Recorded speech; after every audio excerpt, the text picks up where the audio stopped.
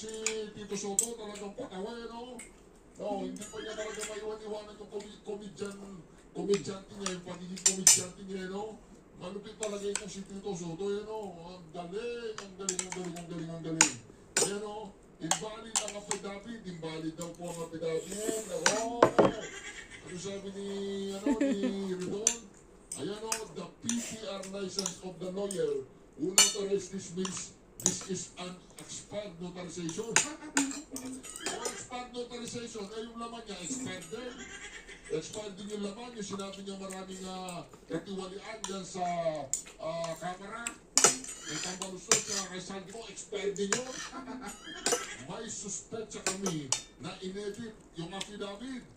We have to verify the statement, hindi pwede kung anong sinabi nila, tanggapin na natin.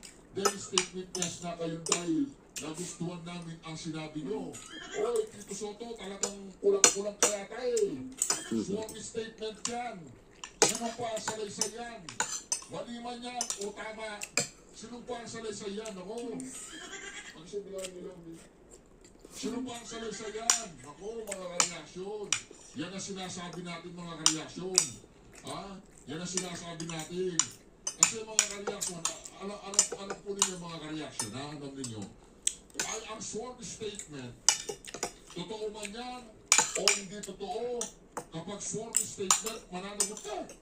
Kasi sinabi mo, lahat ang sasabihin mo dyan, ipawang katotohanan lang. At kung kasinungalingan dyan, pwede silang managot. Ito naman si Tito Soto, hindi raw tatanggapin yung sworn statement. Sino ba kayo para hindi tanggapin ang sworn statement? Kasinungalingan man yan, katotohanan man yan, yan ang sworn statement nila. Wala kayong magagawa. Mananagot sila kapag mali ang sinabi nila dyan. Di ba mga kareaksyon? Malupit nila, no? Pero pag-uusapan po talaga natin ngayon mga kareaksyon. Matatanggal na itong si Tito Soto.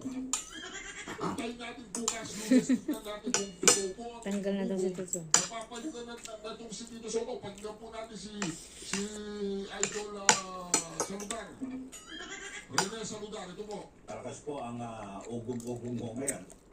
Malakas daw po ang ugong-ugong. Kasi pag may ugong-ugong, ibig sabihin, Malakas po ang ugong-ugong mo ngayon at usap-usapan na magkakaroon po ng panibagong liderato dito sa Senado. At ang umuugong na balita ay ito pong si Senator Alan Peter Cayetano na kung saan ay ang sinasabi ay meron na rin po itong sapat